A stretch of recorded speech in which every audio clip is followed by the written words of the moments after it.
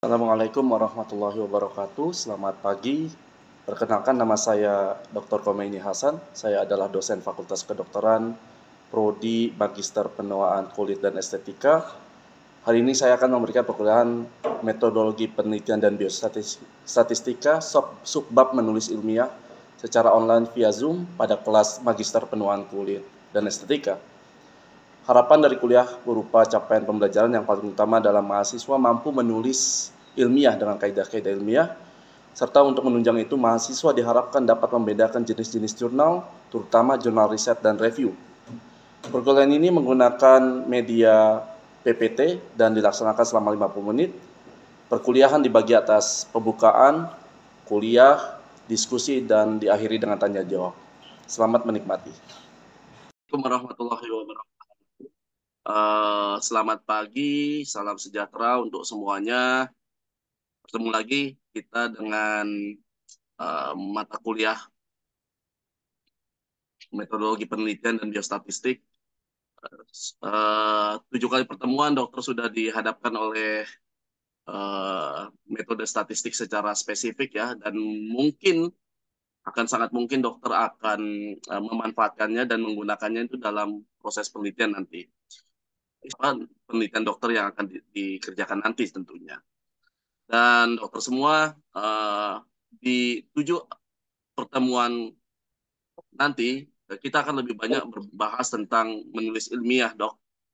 Menulis ilmiah, data visualisasi, termasuk dokter sudah diimplementasikan bagaimana membaca jurnal, critical thinking, critical appraisal juga, dan output dari UAS nanti saya adalah proposal riset magister dokter. Dokter semua, hari ini kita akan mulai dengan menulis artikel. Ya. Saya mohon izin untuk share screen. Ya, menulis artikel ilmiah dan tesis adalah menulis ilmiah juga, dok. Ya, karena memang kaidah-kaidah ilmiah itu harus terimplementasi dalam tulisan yang kita buat. Ini adalah pustaka yang mungkin dokter bisa coba cari, baca, mungkin bisa download atau beli kalau memang memungkinkan. Kalau memang tidak terlalu diperlukan, cukup 1 atau 2 yang menurut dokter relevan. Lalu yang saya suka dari pustaka nomor 4, dok, tentang data visualisasi. Karena kadang-kadang, dok, kalau kita melakukan penelitian, kita memiliki data yang banyak, kita akan datang dengan permasalahan bagaimana kita memvisualisasikan data yang kita dapatkan. Itu adalah menjadi PR sebenarnya kebanyakan dari kita. Ya, kebanyakan dari kita. Apalagi kalau misalnya ternyata kita masih membatasi diri pada data visualisasi, misalnya hanya diagram batang, atau cuman diagram titik, atau misalnya kurva, ya. Sementara visualisasi data yang lain tuh banyak sekali yang bisa kita dapat bisa implementasikan. Ya. Tapi nanti ini akan saya sampaikan di perkuliahan apa namanya di kedua atau ketiga, saya lupa, 2 kalau nggak salah, besok minggu depan ya. Dan ini akan bisa membantu dokter bagaimana sebenarnya membuat data visualisasi yang bagus, gitu ya, dok ya. Nah, tujuan pembelajaran sebenarnya ini saya berharap dokter sudah bisa mampu membedakan antara jurnal riset dan review, mengidentifikasinya juga riset dan review, karena ini juga menjadi bagian ya, dok ya.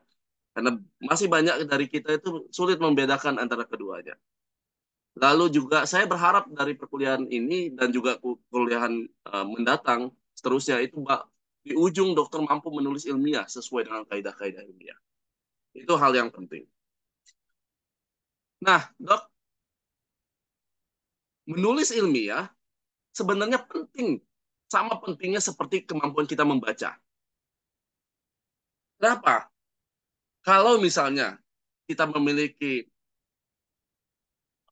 a lack of reading, ya, kemampuan tidak membaca, kemampuan membaca yang jelek, mungkin efeknya terhadap kita saja. Tapi kalau misalnya kita memiliki lack of writing, keburukan dalam menulis itu efeknya, impact-nya lebih luas. Kenapa? Karena artinya kita tidak mampu mendeliver apa yang seharusnya disampaikan melalui knowledge itu. Saya banyak banyak pengalaman dalam membaca artikel yang jelek, jujur aja dok. Dan dokter Ingrid dan dokter-dokter yang lain tentu sudah mengenal bagaimana jurnal-jurnal predator ditulis. Atau mungkin dokter perlu review kembali. Coba lihat satu contoh jurnal predator yang dokter sudah kenal, tentu dokter sudah paham itu. Lihatlah cara menulisnya. Dokter akan mendapatkan begitu banyak kesalahan yang ada pada jurnal-jurnal predator. Ya. Terkadang menulis ilmiah itu, terutama dalam bahasa Inggris, salah satu kesalahannya adalah salah satu ajang show off, pamer kemampuan berbahasa. Ya, saya punya cerita disampaikan oleh salah seorang teman saya bahwa dia seorang Spanish, ya, orang Spanyol. Waktu dia ujian TOEFL, TOEFL dia itu sekitar 570-an something.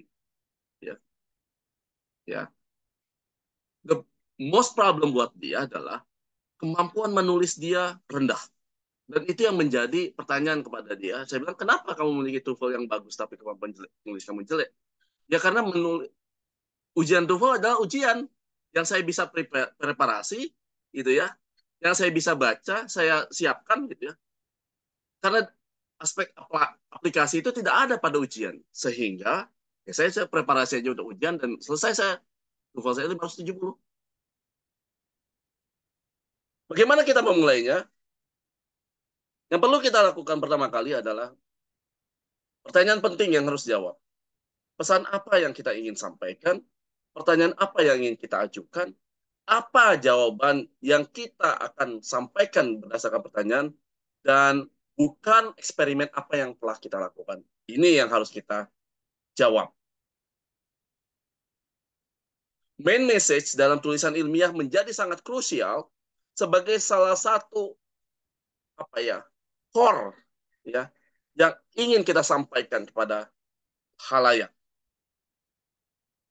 Jadi kalau misalnya saya dulu teringat waktu pembimbing S3 saya sampaikan, ketika saya menulis paper untuk S3 saya, ngumpul, ya berkumpul, lalu tanpa ada apa-apa saya disuruh tutup seluruh data-data sama sama pembimbing saya dibilang gini, apa main message yang ingin kamu sampaikan dalam paper kamu? Buat dalam satu kalimat utuh. Sebelum kita bercerita panjang kali lebar kali tinggi ya dok ya, yang ditanya pertama kali apa main message-nya? Karena panjang kali lebar kali tinggi akan mengarahkan kepada main message. Itu yang menjadi penting. Dan itu senantiasa saya sampaikan kepada seluruh mahasiswa saya S1, S2, dan S3. Sebelum kamu menulis ilmiah, menulis tesis, menulis disertasi, menulis proposal, menulis apapun, yang pertama saya tanyakan adalah apa main message yang ingin kamu sampaikan di tulisan itu. Dalam satu kalimat. Waktu itu saya sampaikan bahwa kalau akan dihalogenase dari Agrobacterium tumefaciens memiliki keunikan berkaitan dengan karakteristik biokimia dan juga karakteristik enantioselektivitas. That's it. Dan seluruh tulisan berkaitan dengan main message yang saya sampaikan itu semuanya mengarah ke sana. Organisasi dalam perencanaan akan sangat membantu dalam proses menulis ilmiah, dok. Pertama, ya, dokter mampu mengidentifikasi poin pesan utama yang ingin disampaikan ini yang saya sampaikan di awal. Pesan utama. Kedua, mengidentifikasi informasi yang hilang atau kurang lengkap. Dengan outline, dokter bisa memasukkan secara random komponen-komponen informasi yang memungkinkan untuk bisa membantu dokter dalam membuat organisir cara berpikir. Dan dengan outline, dokter mampu mengumpulkan informasi secara efektif dan efisien. Karena kita berpikirnya random, bisa saja. Saya lebih suka menulis bagian metodologinya dulu. Itu bisa, dok. Ada yang dia harus runut dulu, introduction dulu, lalu metodologi, lalu bisa ada seperti itu. Kayaknya kalau misalnya belum belum introduction belum selesai, kayaknya nggak mau deh saya pindah ke apa ke metodologi. Ada seperti itu, dok. Dan itu tidak salah. Saya terpikir orangnya random. Apa yang saya mudah, saya tulis dulu. Saya buat gambaran besar dulu, tinggal saya masukkan. Dan itu yang saya lakukan. Sehingga saya cukup efisien dan efektif. untuk mendapatkan setiap informasi dan kira-kira informasi ini masuk di mana ya? Gitu loh, Dok. Masuk metodologi kah? Masuk ke kesimpulan kah? Masuk ke diskusi kah? Masuk ke introduction kah? Gitu. Selain itu, dengan mengorganisir, kita menjaga kesinambungan. Nggak berhenti, Dok. Makanya saya senantiasa bilang bahwa dengan kita mengorganisir, sebenarnya kita menambah satu persatu. By time. Dengan waktu. Sampai pada satu titik, kita akan kembali ke awal untuk bisa mengidentifikasi mana yang kira-kira perlu di-exclude, atau yang perlu di-include, atau yang perlu ditambahkan. Dan selain itu, dengan organisasi kita membatasi batas waktu penulisan yang wajar.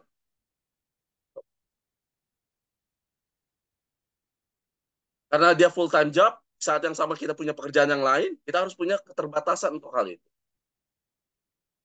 It doesn't mean saya sampaikan dokter sebagai klinisi, off sebagai klinisi, dan fokus menulis, not in that sense, dok.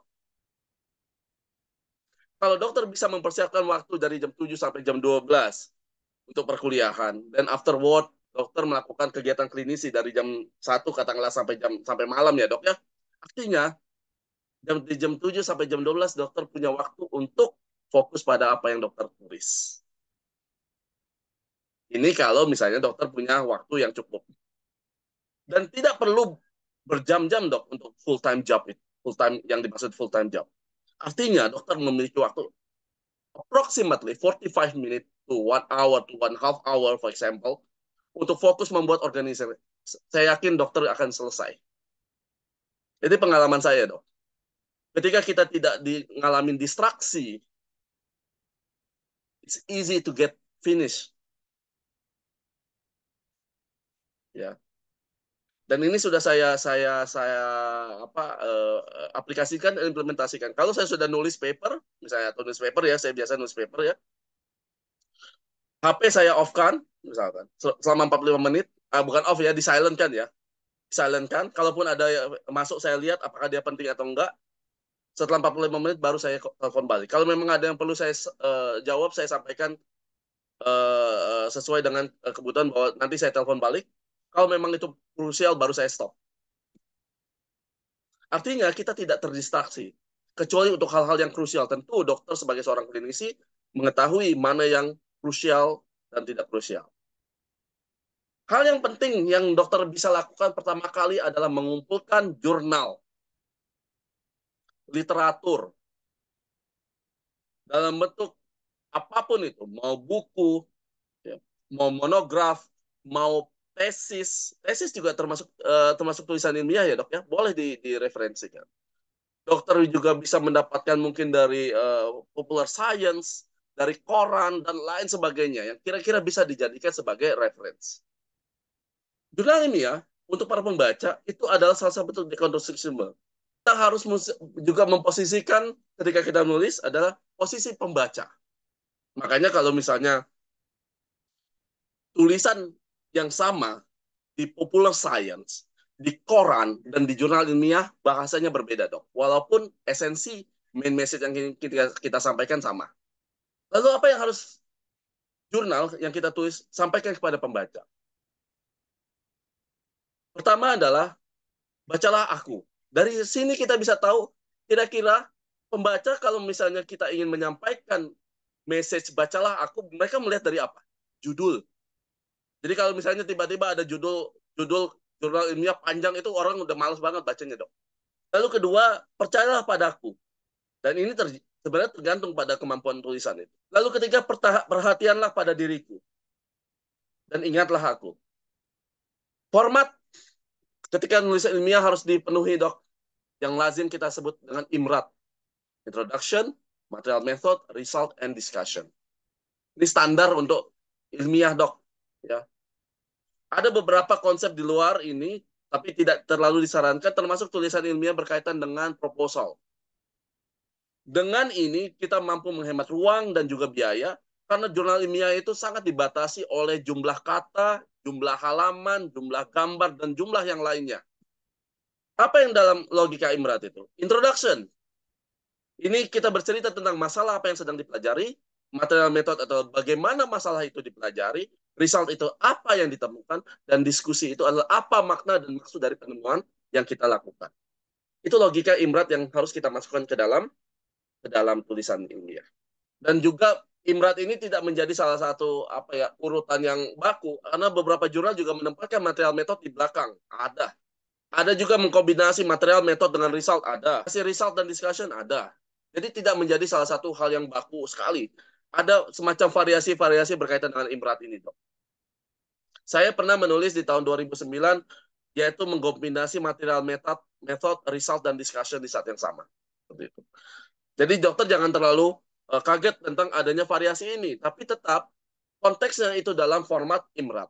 Draft pertama dokter harus mulai lakukan. Pak, gimana kita memulainya pertama? Pertama, mulailah menulis. Itu hal yang pertama. Ketika saya melakukan beberapa kali seminar beberapa tahun yang lalu, mungkin 5 tahun yang lalu, 6 tahun yang lalu, 7 tahun yang lalu, ketika saya menjadi pembicara dalam menulis ilmiah, saya sampaikan pertama kali, hal yang pertama kita lakukan ketika menulis ilmiah adalah mulailah menulis. Introduction, gambar latar belakang, topik riset, isinya literatur ilmiah, identifikasi, pendekatan justifikasi, juga yang harus dimasukkan, dan tujuan utama dalam mengidentifikasi masalah utama yang perlu dimasukkan ke introduction. Jadi yang penting dokter masukkan literatur yang terfokus. Dan state of the art itu ada di introduction, Dok.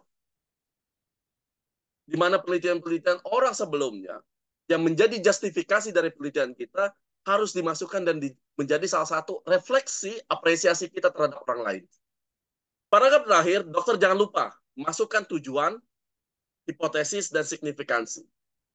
Dokter coba lihat di jurnal-jurnal ilmiah yang bagus ya, Dok ya. Dokter sudah mampu itu. Lihat di bagian terakhir. Dia akan mengelaborasi 3 hal tersebut. Dan ini merupakan cerminan dari tulisan introduction sebelumnya. Jadikan cara ini menjadi salah satu cara yang ampuh untuk dokter menceritakan apa yang dokter ingin lakukan. Material metode, ya. Hal yang penting adalah dokter sampaikan apa yang dokter gunakan. Kalau misalnya saya biasa menggunakan saya sequence database masuk ke dalam website yang yang bersifat internasional, mudah diakses, atau misalnya website-website berkaitan dengan estetik juga ada, database berkaitan dengan estetik juga ada, masukkan itu sebagai material dan metode. Di metode, dokter menceritakan secara detail seluruh apa yang dokter lakukan sehingga orang lain mampu melakukan melakukan hal yang sama dengan apa yang dokter lakukan. Jangan pernah ada yang diumpetin, Dok. Disembunyikan, no. Metode itu harus sifatnya reproduce. Mampu dilakukan orang lain sehingga reproducibilitas data dokter bisa diuji. Kalau misalnya dokter ada statistik, lakukan itu. Pakai apa, uji normalitasnya pakai apa, jelaskan secara detail. Di result, tidak ada material dan metode. Fokus pada hasil. Kalau kita menggunakan bahasa Inggris, biasakan menggunakan past tense karena memang itu hasilnya kan sudah ada sebelumnya. Ya. Dan dokter bisa menceritakannya dalam bentuk teks, gambar, dan tabel. Semakin bercerita gambar dokter, semakin baik dokter menceritakannya sebenarnya. Pada bagian diskusi, dokter harus merupakan bagian terberat, ya. Bukan rekapitulasi hasil, tapi dokter coba membandingkan hasil yang didapatkan dengan hasil orang lain. Membuat komparasi dengan orang lain. Dan dokter mengangkat aspek signifikansi yang dokter dapatkan. Ya, seperti itu. Jangan memperkenalkan data baru, Dok, di bagian diskusi. Fokus pada apa yang dokter dapatkan. Sehingga dari diskusi ini dokter dapat menarik kesimpulan dan mengidentifikasi setiap bukti berdasarkan pada hasil yang dokter dapatkan sehingga dokter mampu membuat kesimpulan yang kuat. Nah, dokter bisa menggunakan ini bahan untuk beberapa bacaan yang lain, ya. Scientific writing, beberapa jurnal bisa digunakan untuk dokter lihat, ya. Dan ini semuanya bisa di-download, Dok. Bisa di-download, ya. Jadi setidaknya dokter bisa mendapatkan overview bagaimana kita menulis yang baik dan benar. Itu dari saya, perkuliahan mengenai menulis artikel ilmiah. Sebelum saya tutup, silakan ada yang mau kita diskusikan atau kita tanyakan. Aku ingin bertanya. Mangga, Dokter Emni. Ya, Pak, sebenarnya ada beberapa pertanyaan. Oh, nggak apa-apa. Iya, yang pertama Pak, kalau misalkan kita mau membuat penelitian atau karya tulis ilmiah gitu, kita kan biasa ngambil dari jurnal atau penelitian sebelumnya ya Pak ya. Nah, Yes. apakah boleh yang kita ambil itu penelitiannya sama persis, misalkan yang dibedakan hanya tempatnya saja? Itu Oh, itu pertanyaan pertama Pak. Ya, terus pertanyaan yang kedua Pak, untuk publikasi. Nah, ada nggak batasan tahun Pak penelitiannya yang dipublikasikan itu, misalkan penelitiannya tahun 2020, misalkan baru dipublish 2024, itu boleh atau enggak? Atau ada batasan tahunnya itu berapa? Sama itu tuh tahapannya masih belum paham Pak, untuk publikasi itu seperti apa, pengen tahu gitu Pak. ya, Nah, apakah sama seperti poster yang pada event-event tertentu ataukah ada cara khusus? ya. Satu lagi Baik. Pak, terakhir. Oke. Satu lagi. Nah, kalau misalkan untuk daftar pustaka Pak, kan biasanya harus jurnal atau textbook ya. Sedangkan kita kan misalkan mengambil dari penelitian orang lain. Nah, apakah boleh disertakan lagi Pak? Disertakan pada dapusnya. Terima Oke. kasih Pak. Baik. Pertama, pindah tempat boleh nggak, Pak? Penelitiannya sama persis. Kalau penelitian itu apabila tempatnya berbeda memberikan impact akan adanya perbedaan, yes, boleh. For example, misalnya karakter diabetes pada orang yang berdasarkan ras, misalnya orang di Inggris akan berbeda konteksnya dengan di Indonesia. Pindah tempat ya dok. Jadi kita sebagai peneliti juga memiliki pemikiran bahwa implikasi dari misalnya gaya hidup orang Inggris dengan orang Indonesia berbeda. Itu boleh dok. Tapi jangan juga pindah RT. Pindah RT itu maksud saya isolasi senyawa itu dari misalnya isolasi senyawa dari jahe ekstrak etanol dari jahe. Yang ini ekstrak metanol dari jahe. Itu kan etanol sama metanol kan pindah RT ya dok ya. Jadi kita punya ekspektasi kurang lebih senyawa yang diekstraksi mungkin kurang lebih sama, ya. Nah, yang seperti itu mungkin perlu dipertimbangkan kembali ya dok ya, karena ini juga lazim itu sering terjadi. Jadi dokter punya coba difikirkan apakah kalau misalnya kalau saya lebih cenderung beda ras dok, atau beda gaya hidup, misalnya karakter karakter kolesterol kolesterol profile orang Sunda dengan orang Padang misalnya. Kan perbedaannya pada gaya hidup beda, Dok. Makannya juga beda. Nah, ekspektasi ini kan kita bisa dapatkan perbedaan yang signifikan ya, Dok. Nah, ini boleh, Dok. Kalau ini kan pindah tempat, ya. Seperti itu. Yang kedua adalah hmm, jurnal ya, Dok. Nah, Pak, kalau misalnya berapa tahun sih? Kalau misalnya di persyaratan 10 tahun, biasanya 10 tahun ya, Dok ya. Tapi saya termasuk orang yang berpaham bahwa tidak ada batasan, Dok. Kenapa? Karena sesuatu yang sifatnya basic, misalnya gini, struktur DNA. Saya ingin mensitasi pekerjaannya Watson and Crick di tahun 1960-an. Salah nggak saya? Enggak. Emang Watson and Crick yang menemukan pertama kali. Masa saya harus 10 tahun 10 tahun yang 10 karena penemuannya tahun tahun 60-an dan saya sampaikan bahwa struktur DNA dipublikasi tahun 60-an. Salah saya? Enggak. Jadi sebenarnya tidak ada batasan itu. Apakah sesuatu yang sifatnya lebih update itu akan lebih lebih lebih lebih lebih ini lebih baik? Tidak. Kebanyakan jurnal-jurnal yang sifatnya basic yang memberikan fondasi itu jurnal lama dok. Jadi kalau misalnya ternyata dokter Erni mengambil citasi dari jurnal-jurnal yang basic maka punya ekspektasi seperti itu ya. Yang ketiga adalah tapi kalau misalnya dari formatnya biasanya 10 tahun dok ya, 10 tahun jurnal yang bisa dimasukkan ke literatur. Yang ketiga adalah bagaimana ke jurnal ilmiah ya. Ini panjang dok ceritanya. Ya. Ini mungkin nanti akan ada sesi khusus berkaitan dengan ini. Tapi yang pasti adalah kita ada proses nulis artikel, formatting, disubmit, direview, dikirim lagi hasil review, kita lawan, kita rebuttal ya istilahnya, merespon, ada perbaikan dan seterusnya sampai akhirnya kita dinilai layak untuk dipublikasi. Saya terakhir publikasi kemarin di jurnal itu butuh waktu 1 tahun, Dok, dari mulai submitnya. Wah, itu bolak-balik, akhirnya jurnalnya 1 tahun lebih. Yang paling cepat yang pernah saya rasakan 3 bulan. Ya, seperti itu. Begitu, Dokter Erni ya. Itu ya. Baik, terima kasih Pak. Baik. Dokter Tresna, mangga. Terakhir Dokter Ayuni ya. Biar ada, Pak.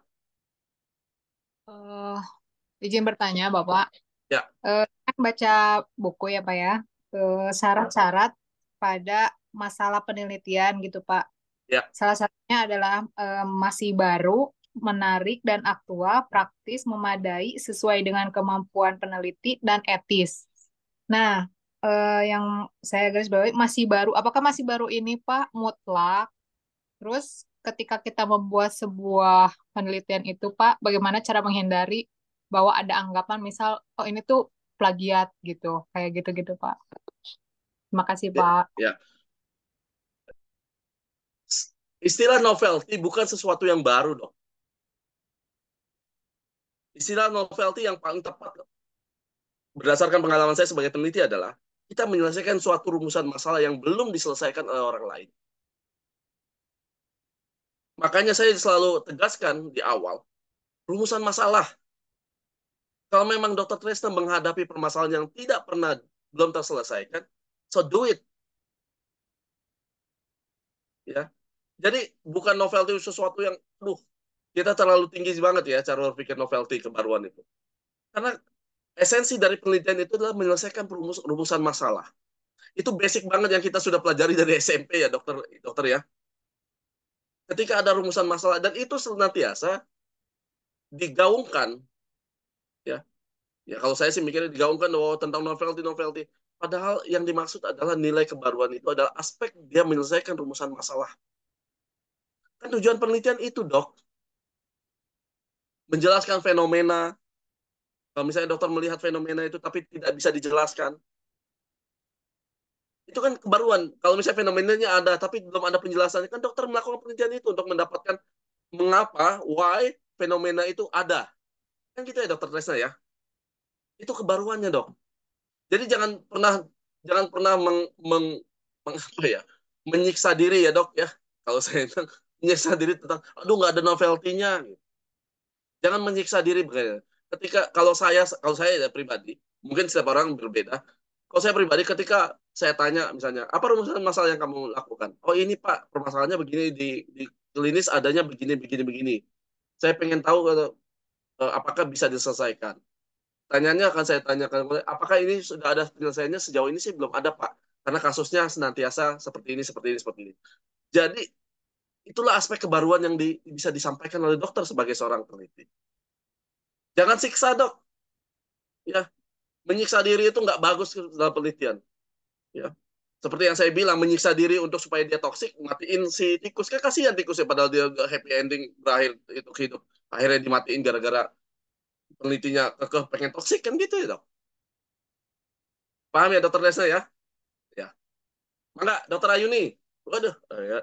Mangga. Izin bertanya, Pak. Ya. Ada 2 pertanyaan. Tadi kan disebutkan kalau sekuen DNA itu tidak bisa menggunakan format Times New Roman ya, Pak. Ya. Sementara yang saya tahu ada ketentuan dari tesis itu pakai Times New Roman. Itu gimana? Ya, Kemudian, perbedaan ketentuan dengan format itu berbeda ya, Dok. Ketentuan format untuk siap. tesis secara umum adalah Times New Roman. Yes, betul. Tapi untuk penulisan-penulisan tertentu, sequence itu akan sejajar kalau menggunakan format huruf tertentu, Dok. Oh, Jadi jadi kalau kalau dokter misalnya kita pakai itu nggak apa-apa ya, Pak? tetap harus pakai itu, Dok, karena itu sudah menjadi kesepakatan internasional dalam penulisan asam amino dan juga sequence DNA, Dok. Oh, siap, Pak. Ya, Siap. nggak masalah itu. Siap. Itu juga nggak akan disalahkan kok, tenang aja. Ya. Baik, Yang dokter. kedua, Nah, yang kedua, Pak, kalau misalnya kita bikin maksudnya judul penelitian nih kita ambil dari zat, salah satu, maksudnya sudah zat yang sudah diperdagangkan, berarti kan di dalam situ ada banyak komponen tuh, Pak. Yes. Sementara kita mau ambil salah satu zat aktifnya dari itu yang berefek pada ini, itu gimana Pak? Kita harus sebutkan dari zat aktif itu atau kita sebutkan brandnya? Oh iya, zat aktifnya aja dok. Dokter kan kalau penelitian kan bukan dalam rangka jualan ya dok. Iya, iya. Ya. Jadi zat aktifnya ya, karena yang akan memberikan efek itu kan zat aktifnya, bukan brandnya. Nah, pada saat penelitian nanti kita harus pecah itu atau pisahkan? Nah, tergantung. Kalau misalnya dokter menggunakan zat aktif itu dari suatu brand, yes, dokter harus menyebutkan brandnya. Tapi kalau Oh, misalnya dokter ingin mengverifikasi senyawa itu secara spesifik, nggak, kayaknya nggak perlu. Kalau misalnya ternyata senyawa itu ada di tanaman A, B, C, gitu ya. Maka yang dokter sebutkan tanaman A, B, C-nya, bukan brandnya. Dan dokter oh harus gitu. melakukan itu dengan melakukan proses isolasi senyawa tersebut, bukan brandnya. Nah, berarti di judulnya itu kita sebutkan brandnya berarti Pak. Kalau kita, Nggak, nggak. Yang disebutkan adalah senyawa aktifnya. oh gitu. Tapi pada Ya, saat penelitian ya, kita pakai betul. brand itu tanpa Boleh. memisahkan zat aktifnya ya. Ya, betul. Betul. Oh, siap-siap Pak. Terakhir, Dokter Dewi, mangga. Terima kasih. Ya, terima kasih waktunya, Pak. Tadi kan terkait kita tuh kan belum memulai kita untuk mengambil rumusan masalah itu sudah didahului oleh rasa, aduh gimana, mungkin pengetahuan kita yang masih belum belum sampai ke sana ya, Pak ya. Tapi udah mulai ada nih sedikit-sedikit insight. Nah, tadi kan rumusan masalah ini yang ada di depan mata yang memang unsolved case ya sifatnya. Artinya, Pak, misal nih, rumusan atau tema yang akan kita ambil, tadi kan Bapak bilang harus telaah literatur. Misalkan saya ngambil, misalkan efikasi penggunaan mesenkimal stem cell, misalkan terhadap mencit dengan diindus oleh galaktosa, misalkan. Itu kan ada variabel dependen, independennya gitu kan. Yes, yes, Artinya dua variabel ini kita harus masing-masing ambil literatur yang berbeda kan ya Pak ya? yes. Yes. Nah, minimal pengambilan literatur ini untuk satu variabel ini berapa, Pak? Tidak ada batasannya, Dok. Jadi nggak Tidak harus ada. 10-20 nggak ya? Tidak ada Maksudnya batasannya. yang Tidak ada bisa batasan. mempertahankan, takutnya gini, oh ini nih Mas di literatur ini emang udah ada, berarti kita ambil yang misalkan galaktosnya variabel yang lainnya kita Betul. ganti. Nah, takutnya kalau misalkan karena kita tidak ada minimal telaah literaturnya, ternyata di literatur yang lain ternyata ada gitu, enggak ya? Mhm. Ya, berarti gini, Dok. Kalau berkaitan dengan metodologi, ya tentu 1, 2 tidak ada batasannya, Dok. Ya kan? Oke. Tapi kalau kita bicara pada format tesis secara umum, ya eh, ada batasan minimal literatur yang kita bisa gunakan untuk sitasi ya, Dok ya. Tapi Oke. untuk metodologi, dokter nggak ada batasannya. Kalau misalnya ternyata penelitian itu masih baru, dokter jangan punya ekspektasi bahwa jurnal ilmiah yang akan dijadikan sitasi akan banyak ya, Dok. Kalau baru Betul. ya, artinya sebenarnya tidak ada batasan itu. Kecuali kalau memang itu sudah berulang kali dilakukan dengan pendekatan yang berbeda, tapi dia tujuannya sama. Jadi itu jadi tidak ada batasannya untuk itu, Dok. Ya. Satu saja yang dokter bisa jadikan sebagai state of the art untuk penelitian dokter is more than enough. Cukup Oke. kok. Nah, kalau misalnya Ya. ternyata itu bisa dijadikan state of the art dokter ya, state of the art-nya cukup satu nggak apa-apa, nggak ada yang salah. Artinya apa? Dokter bukan orang yang pertama kali kan intinya. Dokter hanya misalnya melakukan proses variasi, menggunakan alternatif atau pendekatan lain atau memodifikasi. Kalau state of the art-nya sudah ada, tidak ada batasan untuk itu. Akan sangat bagus kalau banyak tentunya. Tapi kalau 1, 2 ya, saya biasa kok menulis seperti itu 1, 2, nggak banyak saya state of the art yang saya pakai untuk penelitian saya. Jadi nggak usah jangan terlalu menyiksa diri lah gitu. Ya, gitu. Ya, Pak. Ya, Satu lagi, tadi mangga. Bapak bilang, setiap eksperimen kita itu tidak harus berhasil, ya kan? Yes. Dan Yes. kita atau penelitian kita itu kan seru. Apakah ini prinsip yang Bapak katakan ini berlaku untuk semua nggak? Maksudnya begini, kadang kan Dokter, yes. pembimbing satu dengan pembimbing yang lain atau penguji makan begini, ngapain kamu Yes. ambil penelitian ini kalau memang nggak tidak ada hasilnya gitu. Takutnya Iya, seperti itu. iya, dokter. Inilah ini saya sampaikan ini sebagai salah satu hal yang terbaru loh, Dok. Tentang Oke. mindset bahwa negative result is a result. Paham ya, Dok? Karena kalau mindset kita senantiasa positif, kasihan nanti. Dokter Erni setengah mati nyari data ternyata negatif, dia paksa positif. Saya ingin tegaskan, Orang boleh berdebat dengan saya, siapapun itu, mau profesor atau siapa. Negative result is a result, dok. Tegaskan itu. Ya. Tikus nggak mati berarti tidak toksik, walaupun judulnya toksisitas. Dokter nggak percaya, di jurnal ada namanya Journal of Negative Result. Percaya nggak? Ya, artinya result yang negatif harus kita pandang sebagai sesuatu yang valuable, dok. Ketika dokter mendapatkan senyawa nanas ituin ke kulit, ternyata dia gatal. Tadinya ekspektasinya kulitnya jadi putih, ternyata bikin gatal saya. Itu hasil, dok. Sehingga dokter bisa bilang kepada siapa? Kepada pasien, jangan pakai nanas, ntar gatal loh. Kan gitu ya. Itulah pentingnya penelitian, dok. Udah mendingan dimakan aja nanasnya, jangan diusap-usap ke kulit karena gatal. Kan gitu. Jadi bukan bicara tentang apakah ini mindset saya, itu mindset terbaru yang sekarang sedang dibahas di jurnal internasional. Saya bisa kasih itu, dok. Jurnalnya. Ada di jurnal Science dan Nature. Ini pembahasannya menarik menurut saya. Dan ini perlu juga saya expose kepada dokter untuk bisa memberikan pemahaman yang lebih komprehensif berkaitan dengan jurnal. Itu ya, dokter ya.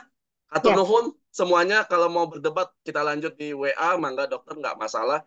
Terima kasih untuk kesempatannya, terima kasih untuk kerjasamanya. Saya aturkan terima kasih untuk para dosen yang juga membantu dalam proses perkuliahan ini. Kita akan lanjut untuk minggu depan berkaitan dengan data visualisasi. Tunuhun, saya akhiri. Wabillahi taufiq wal hidayah. Assalamualaikum warahmatullahi wabarakatuh dan selamat pagi semuanya. Tunuhun, dok. Terima kasih, Waalaikumsalam Pak. warahmatullahi wabarakatuh.